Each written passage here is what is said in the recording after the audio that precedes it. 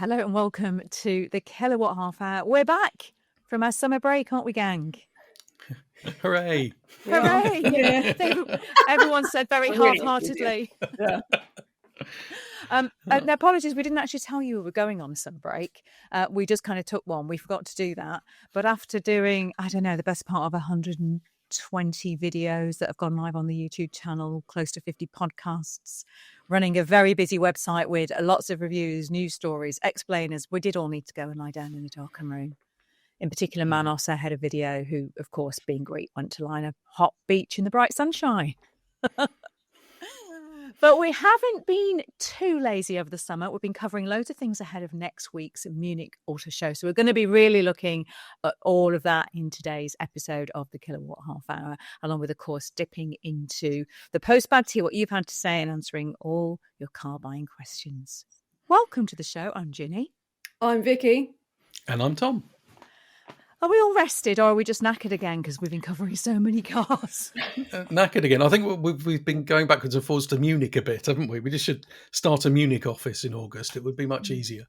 Yeah, I do feel like we live in Munich at the minute. We'll be there again start of next week. Both Tom and I will be there because it is this thing called the Munich Mobility Show, which was really originally the Frankfurt Motor Show, and it had a revamp, didn't it? And now it's looking at mobility, so it covers lots of other stuff. But of course, it has now become the place that all the German car brands in particular want to launch their new cars, their concept cars. And we've been looking at loads of them. So should we kick off a bit with what we've been looking at and what we can talk about already? Because we've signed lots of chunky embargoes, haven't we, Tom? We have, with big fines if we break them. So we're not going to, even for you, dear listener. We're not going to, I know. Listen, I think probably the big news, if you're listening to this on Friday, which is when we're putting this up, is that the Audi has shown the new, well, what will be the TT, but we've actually seen the production version, finally, of this Neue Class new future of BMW coming to life in the form of the BMW iX3. And we've got a video live now on the YouTube channel over on the website. We've got a full review. We've had a really deep dive into that. And I mean, I don't know about you two. We use that term, groundbreaking, shifts the dial, such a lot. It's like when, and particularly car brands are very bad at announcing to us that their cars are doing this. This, I think, is groundbreaking, and it massively moves the game on. I mean, just about everything is new. It's got its own in-house operating system. It's going down that Tesla route of doing everything itself. It's got new battery technology, new cylindrical cells. Brilliant for lots of different reasons. Efficiency, so we're seeing fantastic range on this, but also affordability. And I think the big takeout for me about this car is that you are getting all this latest technology, and very unusually for life at the moment, you're getting it for a lot less than the outgoing model. And we didn't believe the prices when we saw them, did we, Vic? I was phoning you up going, really? I was really surprised. I know. It's amazing. So what is it? You said it's sort of £7,000 cheaper than the current iX3, even though this is going to be, I've been trying to think, I think it is the longest range electric car on sale in the UK when it arrives, isn't it? Which isn't too far, is it? It's, deliveries next spring. So, yeah. So yeah. What is it? Can you give us some numbers? Give us some numbers. Yeah. How much and how many? I can give you some numbers. Bear with me. It starts under 59 grand, doesn't it? It starts at £58,000.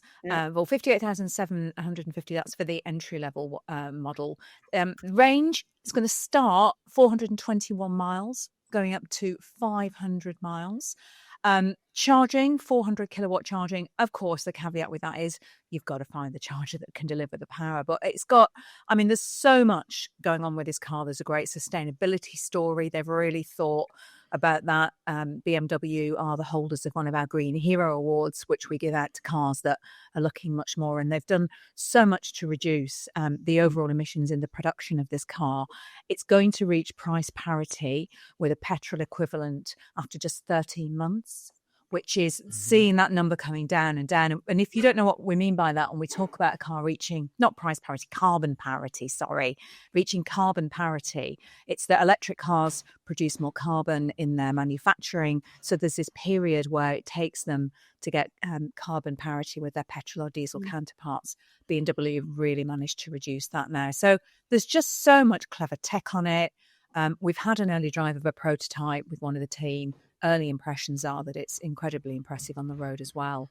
So I think if I was Volvo, Audi, I'd be looking at this today thinking, oh, okay, we might need to think about pricing on some of our cars. I mean, it's worth pointing out as well that the carbon parity on the iX3 is particularly impressive because it's got a 108.7 kilowatt hour usable battery. So it's not a small battery. And we all know that the battery is kind of the big kind of carbon intensive thing that makes EVs more carbon intensive to produce than petrol or diesel equivalents.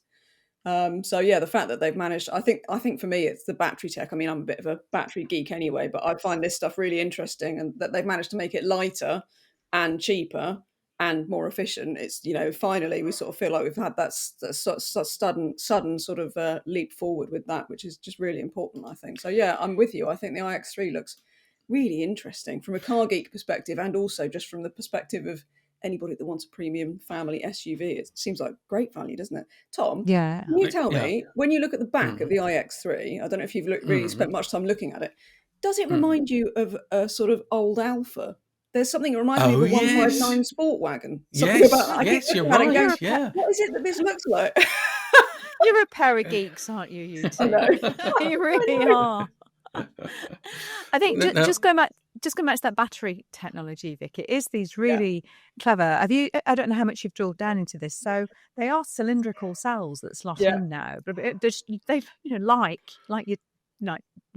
batteries that we see, everyday batteries. Don't drill down into batteries, Ginny. It's really I won't drill down. Okay, no. Try not to do that. But what's clever is they hold, I think it was either about 20-25% more energy. So they're able to get obviously more batteries into a smaller space. So that gives them, more packaging options with what they can do with the car.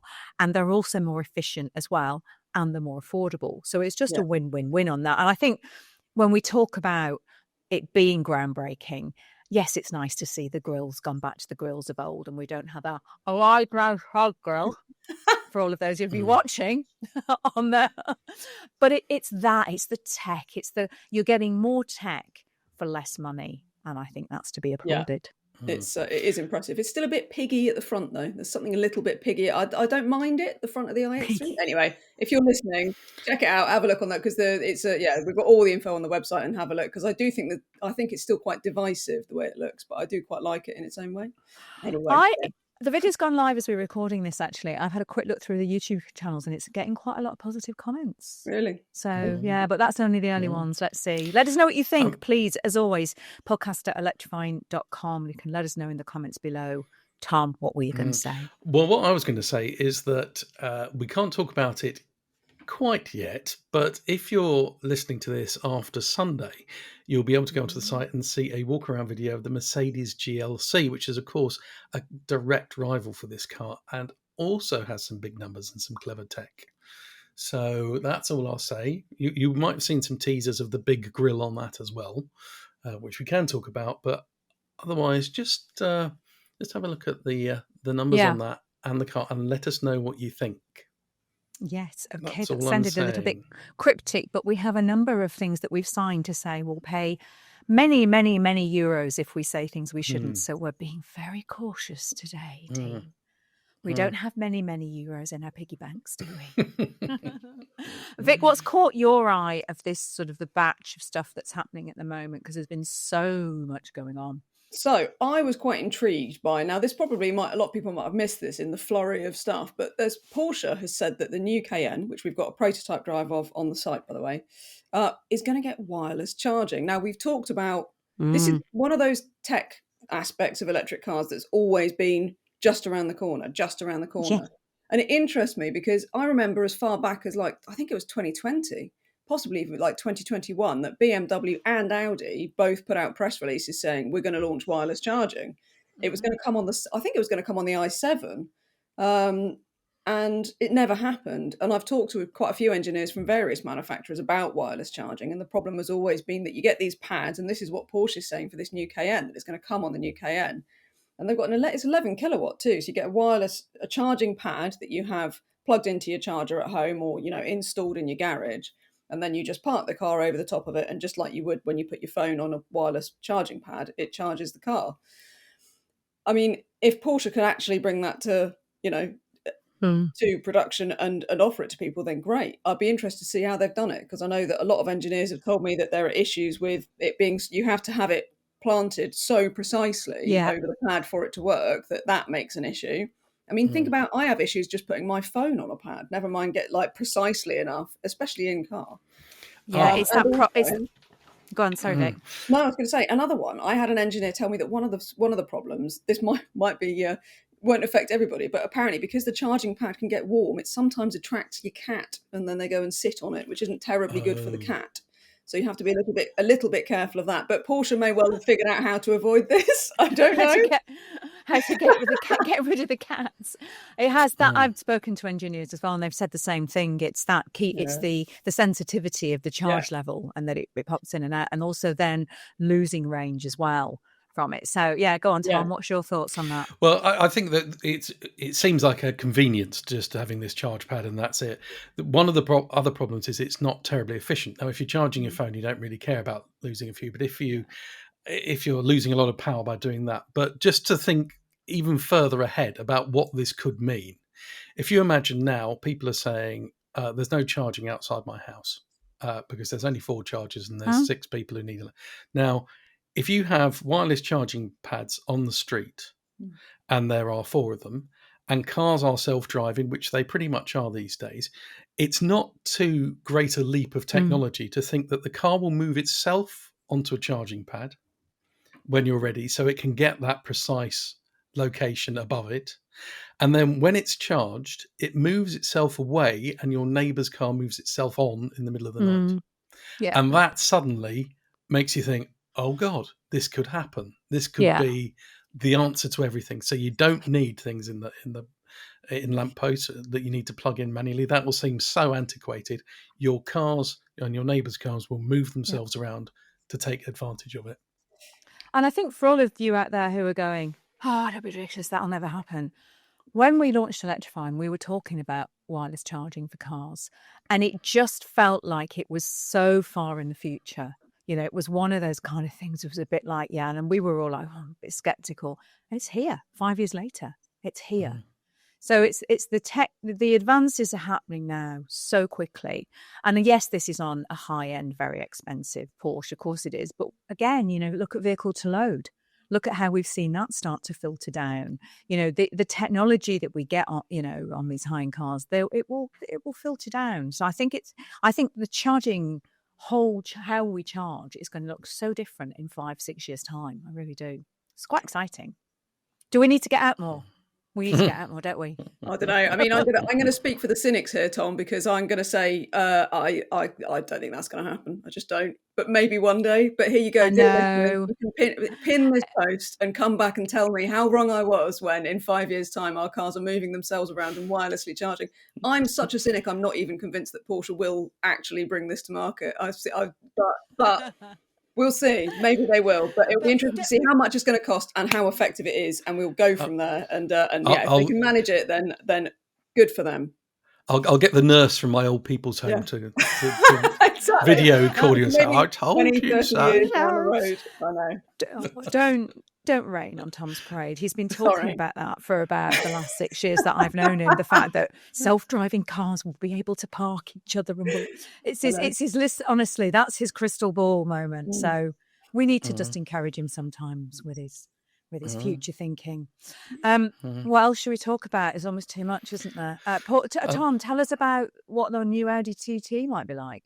Yeah, well, I mean, that was a strange one because I went into the studio having not seen it. I mean, often we get like teaser sketches or an actual picture, so you know what you're getting. So, but this was a proper open the door, look at it and go, oh. And it was do I like this, do I not like this kind of moment? Because it's pretty radical. Like the first TT was, you looked at that and thought, is Is Oh, that yeah. beautiful because it's different, or is it beautiful because it's beautiful? I mean, it's a stunning thing, that TT. I mean, it's not going to be TT money. It's going to be a top end, almost supercar money, and it's going to be fast, and it's going to have all the range and everything. But it's And not a TT then, is it? Because that's not the TT. I don't know, it kind of got more Boo. expensive, didn't it? I think it's kind of halfway between a TT and an R8. In fact, it's the same size as an R8. So, I mean, it's a beautiful thing. Folding hard top, like proper supercars. No rear window, like a Polestar 4, so you have to rely on a camera, which isn't something I'm keen on. Although it's got proper wing mirrors. They've got rid of the cameras that they've got on production Thank goodness. cars and put the Mm. but yeah, it's going to share all its bits with the new Porsche Boxster, so it's going to drive well, isn't it? I think I thought it was a stunning car. Reminded me of the Jaguar, but a bit better. It's a very different beast to the Jaguar, I think, though. But I mean, who knows? I don't know if it. I think it looks great. I think for me the big disappointment is where it's going to be pitched in the market, because for me the beauty of the TT was that it was that kind of fabulous design, something really special and sporty that was kind of attainable. And I know we've talked about this a lot on the podcast before. Like, I want to see an electric MX-5. I want to see, more fun two-seaters at that end of the market. I'd love that car even more, that Audi concept, if it was going to be, slightly more affordable and pitched at a slightly different mass market. I don't know. What do you reckon, Vic? It's tricky, isn't it? Because I'm with Tom in that I actually think it looks really pretty cool. I actually really quite like the look of it from the back. It looks quite Bugatti-esque at the back, doesn't it? Which I think is quite cool. Although I'm with you again on the rear window. Yeah, no, I agree. I mean, I think for me, as you say, the TT was always a joy because it was kind of an attainable car, wasn't it? It was this kind of sports car for the masses, so to speak. And this does feel like it's sort of edged a bit away from that, but maybe it's a case of what Audi can do, how it can actually make money on it for the price and where it needs to be pitched. And maybe this is another, put a pin in it and come back in 5 years and hopefully we will have a legitimate electric MX-5 rival. I don't know, because nobody seems to be able to produce, as hopefully, BMW's got these lighter batteries. Maybe we'll see technology make that possible. I hope so. But I agree. I think honestly, don't get me wrong. I think it's absolutely stunning. And, and I can imagine that I actually love it when they don't show you the cars ahead of time and you just go into the studio and see them. And I can imagine you were like, oh, yes, when you saw it. It's just that. And I guess it's my gripe is more of a gripe at the industry generally, which is, as you said, Vic, it seems to be so hard for them to get. But I don't understand why, because we've got smaller electric cars. Why can't we get smaller electric sports cars? Yeah, but all the smaller electric cars have only just turned up, haven't they? And also, you're looking at a different kind of person who's going to buy an Audi TT at 40 grand as to somebody who's going to buy an EC3 at 20. And so if you're looking at, and if they can't get a battery in it that will do more than 200 miles range, I think it would be we'd probably be looking at the new Audi TT with a 200 mile range and do you know what I mean? It's that kind of I do. Well, it needs more range, doesn't it? So then Audi's between these two sort of situations where it's like, well, we want to make the car, and this is where they've pitched it. And I agree. I'm a bit sad for the consumer, but it's got to start somewhere, I suppose. If you want the boring technical reason for why these sort of sports cars can't happen, as far as I understand it, is that the new TT or the Concept C and the new Boxster, they have the batteries down the middle between the driver and the passenger and behind you. So it's like having a mid-engine car. So they're stacked behind you. And that means that you can sit low and the car can be low because you haven't got the battery pack underneath you like you would in a normal electric car. So if you think, well, why don't Volkswagen or Audi do a new cheaper sports car which is based on, I don't know, an ID3 platform or the new ID Polo platform? And you couldn't, because they've got the batteries stacked underneath the driver and the passenger, so it'd have to be high up. And if you put it high up, it's not a sports car anymore. Yeah, I think, no, I get that, but I just think I want a bit more fun now in cars. And I think one of the things, we talk about fun, that I'd love to see is I went to see that INSTERoid thing Mm. that Hyundai did this week. There's a YouTube show on it, and we've got a sort of a Q&A, everything we know about it on the website. So they've basically just taken the Insta, given it loads of energy drinks, transformed it with stacks of aero, and it now looks like an 80s rally car, and it's bloody brilliant, and it's got a boombox in the back, and sports seats, and all the gimmicks, all the gadgets, all of the stuff. It honestly, I was a bit like, I'll go and have a look at it. And I loved it when I saw it. It's such a fun thing. And I reckon, though, I was talking to them saying, "Look, are you going to build it?" And they were saying, "No, it was just like just a fun thing that the kids did in the studio, the younger designers." And then this was Simon Loseby, who's like their sort of head of style, I think he is at Hyundai. He said, then we looked at it and we're like, "Oh, it looks really nice." So then there was this, well, okay, let's just do some kind of, move it to the next step. So there was some renderings and stuff done on it. Okay. Okay. Well, could we find the monies to build it? And they build it, and it looks absolutely bloody brilliant. Absolutely, like, just so fun. And it made me smile. And I think they were saying, no, we're not going to build it in that way, where they were nodding, going, but we could, and we might, maybe we will. And he was talking to me a lot about the bonkers Renault 5 Turbo 3E, and just how that's been a success. They're selling that. They've had a lot of orders. I wouldn't be surprised if we see that car, the INSTERoid, coming out of the Hyundai's N Motorsport division down the line, because it can completely be built. It's basically based on the same underpinnings as the Ioniq 5, so it could be done. What did you think of it? It's bonkers. Well, if they don't build it and you really want one, Ginny, all you have to do is buy an Ioniq 5N and an Insta, chop the top off the Insta and dump it on the body of the simple. That's a bit harsh, I think. Well, I've got a welding torch. I've got some isopon filler. I'm sure we can do that. Is that a project for us down the line? Yeah. I don't know. It just made me happy it was there. It just was like, I just like this kind of the fun elements, that we see. And I suppose that's what my gripe is a little bit about. We want more sort of smaller fun cars. I don't know, Vic, do you think it's utterly ridiculous? I think it's fabulous. I want them to make it.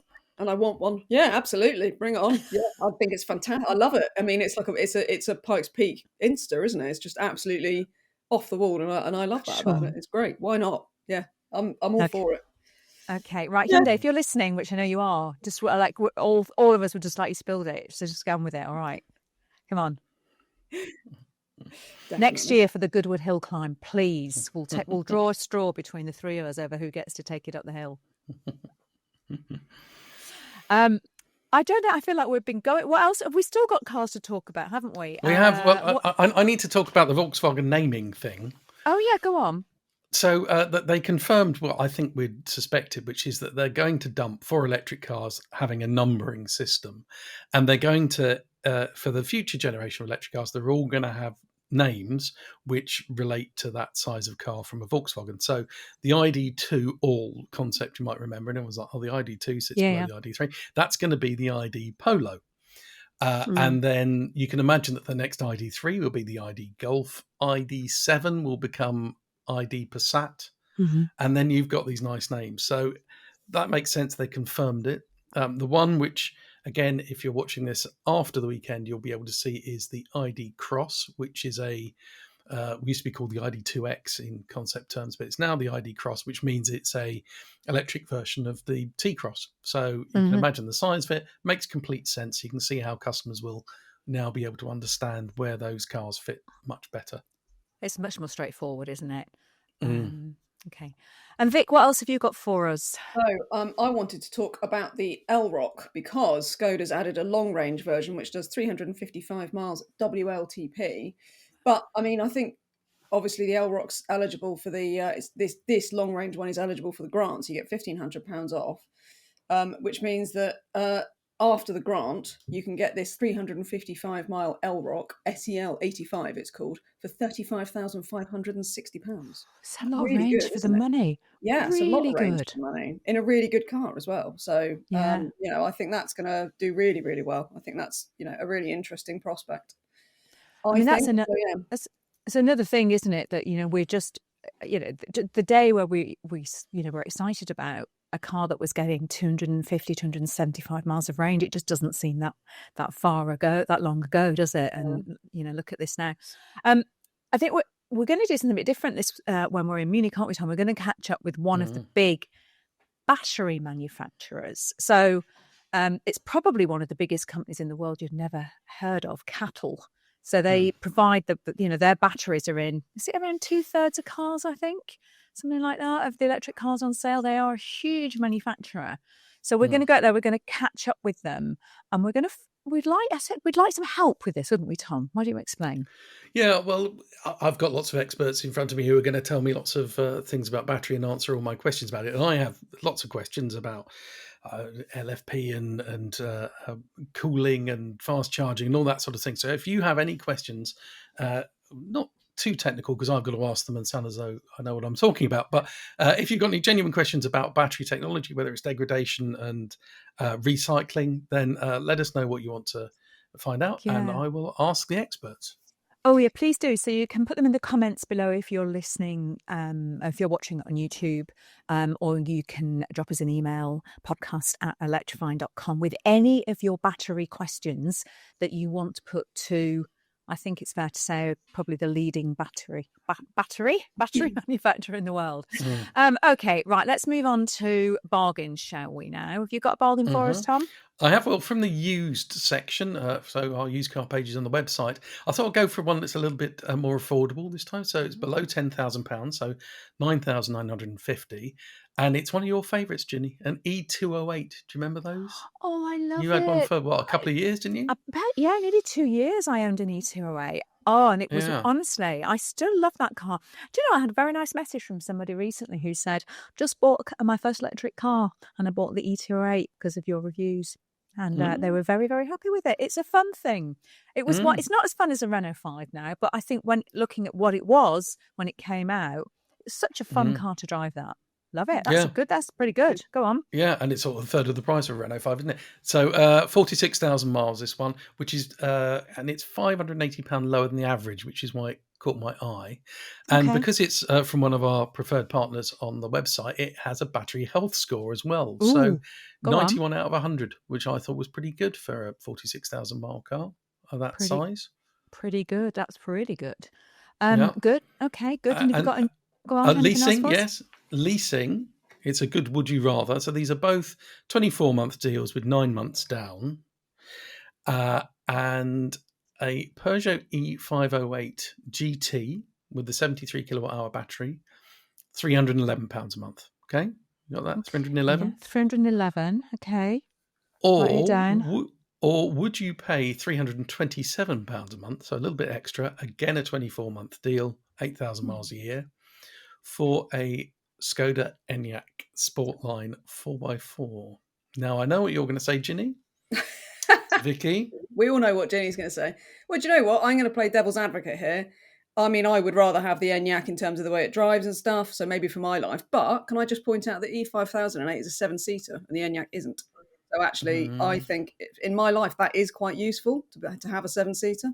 So I might take the E5008 for that. I think I think the packaging, the interior of that car, there's lots of other sort of Stellantis-y bits that might be a bit more frustrating than it would be in the Enyaq. But I really like the E5008. So on this occasion, I'm gonna go for that because I think the 7-seat layout's great in it. I'm actually going to say I'd happily take either of those, really, because for that very reason, that I think the Enyaq is it's a nicer car to drive, and actually the packaging with the massive boot works really well for me with the dog, and putting the dog's travel crate and all that kind of stuff in, and I love that car. But I do think Nicky's running an E5008 at the moment, and I do think that is it's a great package for the money, that, for the 7-seater. Those 2 seats in the back are not too cramped. There's a lot of really good stuff about that car. I think I'd happily have either of those, but I would probably, as you know. Here's another interesting little thing that might swing it for you. So the Skoda is cheaper, I think, because it's a pre-registered. So it would be a 25 plate, whereas the Peugeot would be a 75 plate. Now, how shallow are you that you'd want that on your drive? Oh, I don't care about that. I don't either. Does anybody care about that? Let us know if you really do want the latest plate on your drive. I do a little bit. Oh, are you as shallow as Tom, or are you as down to earth as me, Vicky, that you don't really care?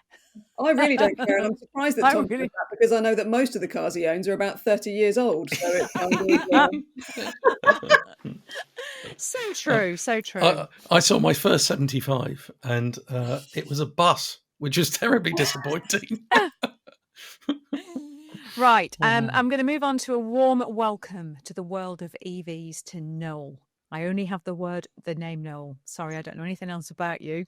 But Null has said, you may or may not remember that I emailed a couple of months ago regarding car widths my drive and a pending test drive of a Skoda Elrock. I do remember that. Do you remember we talked about it on the podcast about there were some very specific requirements to get onto Null's drive? Can you remember that, Tom? Yeah. Maybe. Yeah. Well, here it is. It fitted, and I am now the proud owner of a Skoda Elrock Sportline 60. Going electric has been a no-brainer for me, as I live on the Isle of Wight, so no is that far distance-wise, and I can charge at home. Yes, I would have liked the bigger battery, but the longer range would have only been needed a couple of times a year, and it was a lot to pay an extra road tax because it was over 40k. Just a couple of niggles. Yes, it would benefit from a panoramic roof. The Sportline trim is very dark, which Nicola also commented in her Elrock VRS video. The other thing, the other point is something I should have thought about before buying it, but I didn't. I'm too short to wash the roof. I wonder if you can help with that, Tom. Is there a gadget? I do have. Yeah, there is. Yeah. Oh, go on. Brilliant. Well, do you remember the bucket that got run over at one of our shoots, and I was very upset? Oh, yeah, I do.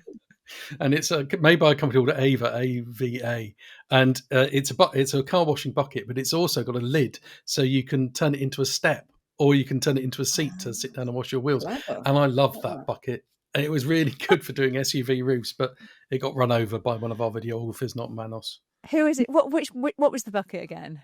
It's called AVA. So AVA. And who makes it? AVA. That's the company. Yeah, I think if you Google Ava bucket, it will come up with it, and I really love it.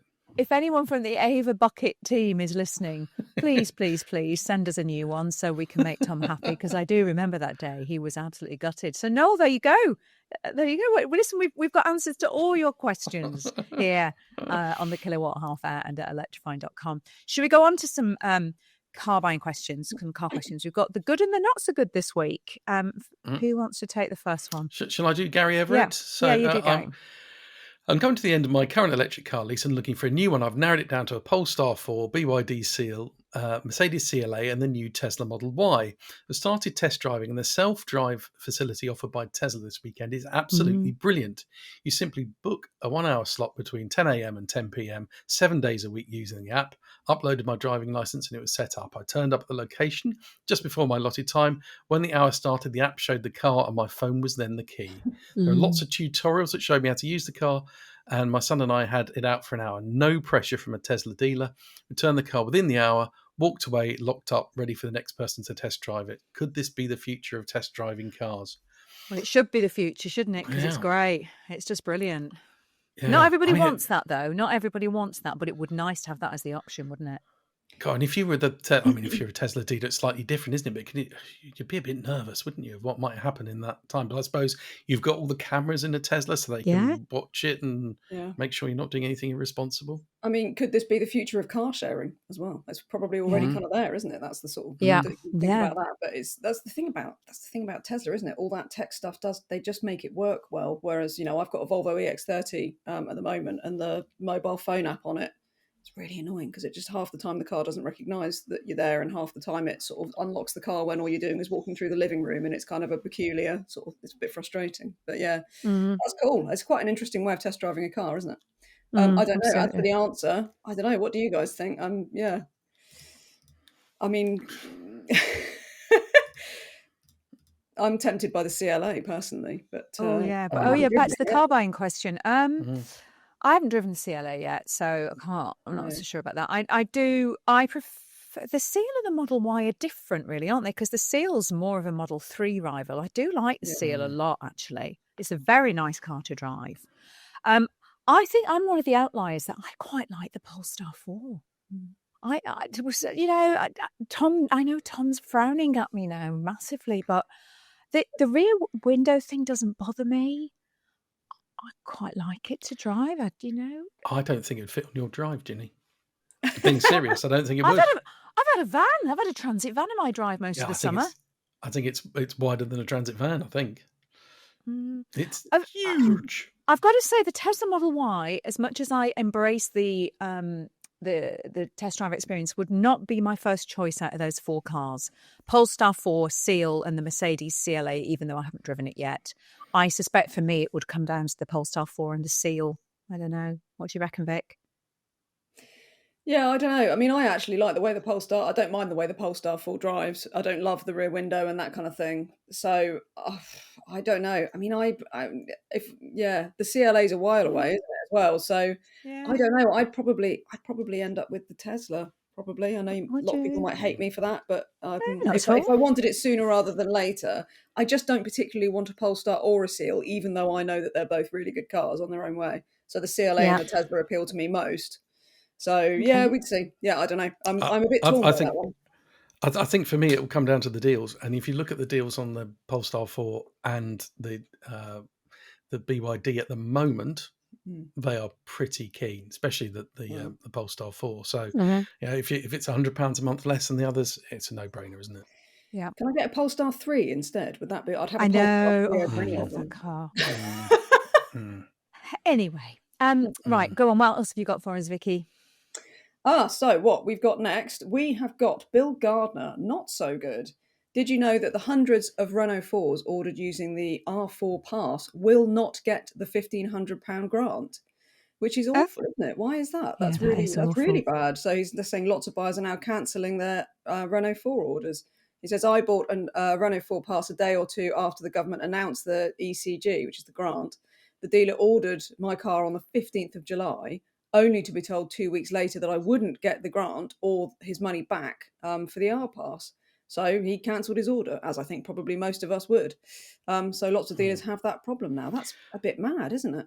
That is great. Yeah. Now I have only in the past couple of days heard something very similar from my neighbour, who regular listeners might remember ordered a Renault 4 a couple of months ago and was very excited about it. Anyway, it was due to be delivered on the 1st of September. It's been delayed by a couple of weeks, but they realised they're not going to get the grant. So they went to their dealer and said, well, what's the score here? They said, well, you ordered it before the grant, so therefore you're not going to get it. And they're like, yes, but isn't it the date of registration? Dealer said, no, there's absolutely no chance you can get the grant. So they're now faced, they put down £1,000 deposit. They're now faced with losing the £1,000 deposit and cancelling their order and going to another dealer and ordering an identical Renault 5 to get £1,500 grant and therefore making £500 profit. Now, for the dealer, that means he's going to be left with a car in stock, which he's only going to be able to sell if it's cheaper than the other ones with the £1,500 grant on them. It's just crazy. So I've asked Renault for some clarification, and they haven't commented back yet. They've had a couple of days. We'll report back on that next week, because it's just another example of just why the scheme, great intentions, very badly executed, because it's caused so much confusion.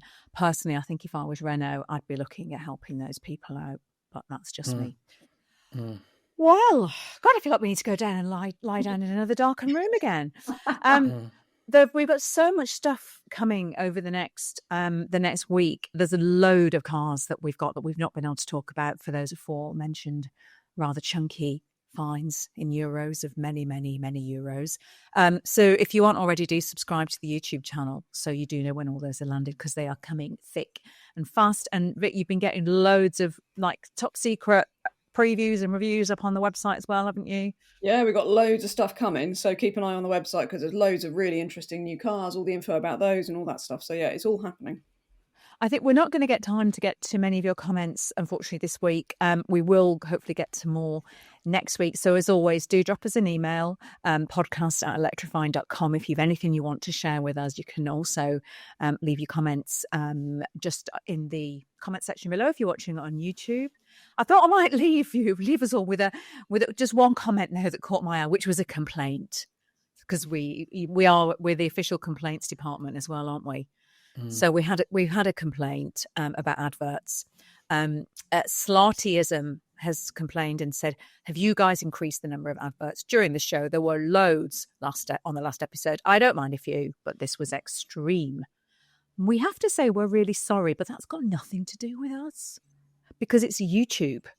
YouTube places the adverts. We've got no say in where they go or how many they run, or we have, to a degree, we have a say in what they are. So yeah, it's got nothing to do with us, I'm afraid. If you really do want to go advert free, you can always listen over on your podcast streaming platform, because there are not adverts over on those. But yeah, sorry about that. We can't do anything about that, can we? It's just that the podcast is growing in popularity and YouTube wants to put the adverts in. Sorry. Well, that seems like a really down note to end it on. Do we need to come up with a new ending? I just brought the whole vibe down, didn't it? Tell a joke or something. Oh, go on, Tom. You're the pun. Oh, by the way, we will end on, if there is a video landing this in the next few days for the T Cross, we could say it's the ID Cross. Yes, we can. There are more puns in that video than I think I've ever heard in 10 minutes. So do you want to leave us with a pun, Tom? I couldn't help myself. That was all. No, I'm not going to do any puns. I'm not going to ruin them, but I couldn't help myself with that, because this car has a special feature which is unusual, shall we say? And Okay. I made the most of it. So yes, we'll be back next week with the Kilowatt Half Hour. We'll be bringing you all the latest news from the Munich Mobility Show, also known as the IAA. But from all of us at the Kilowatt Half Hour, see you next time. Bye. Bye. See you next time.